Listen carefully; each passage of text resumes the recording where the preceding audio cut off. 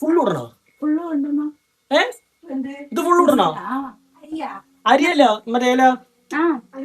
ഇപ്പൊ നമ്മളിപ്പോ തക്കാളി എല്ലാം ആയിട്ടുണ്ട്. നമ്മൾക്കൊരു ഇഞ്ചി പച്ചമുളക് ഇഞ്ചി വെളുത്തുള്ളി എല്ലാം പേസ്റ്റും കൂടി നമ്മൾ ചതച്ചിട്ടുണ്ട്. അത് കഴിഞ്ഞിട്ട് നമ്മളതുകൊണ്ട് കടയിൽ നിന്ന് വാങ്ങില്ല, മറ്റേ ജിഞ്ചർ പേസ്റ്റ് അങ്ങനെ എന്തൊക്കെ പറയില്ലേ, അത് വാങ്ങിക്കാട്ടി നമ്മൾ നാടനായിട്ട് അരച്ച് വരുന്നതാണ് നമുക്ക് വേഗം വേണ്ടത്.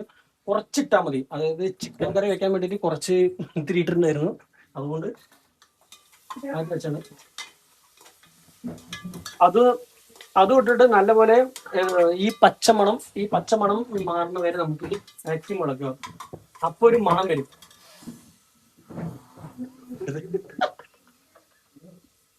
ആ ഒരു മണത്തിൽ നമ്മൾ വീഴും.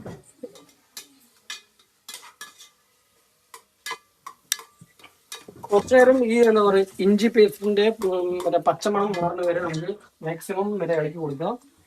സ്റ്റൗ വെക്കേണ്ടത് നമുക്ക് സ്ലോവിലാണ് വെക്കേണ്ടത് മാക്സിമം. അത് എന്തിനാണ് പറഞ്ഞാൽ അടിപ്പിക്കാണ്ടിരിക്കാൻ വേണ്ടിയിട്ടാണ്.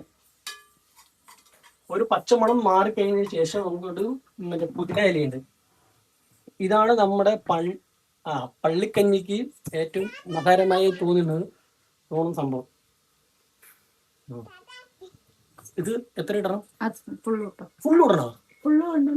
ഏ ഇത് ഫുള്ള് ഇടണോ? അരിയല്ല മറ്റേ ഇല ഫുള്ള് ഇടണോ? അല്ല പുതിനയില കൊണ്ട് ഫുള്ളായി ഇടാൻ കൊണ്ട് പറയണം. എന്താണെന്ന് എനിക്കറിയില്ല. ഫുള്ളായി ഇടാൻ പോകണ്. മല്ലിയില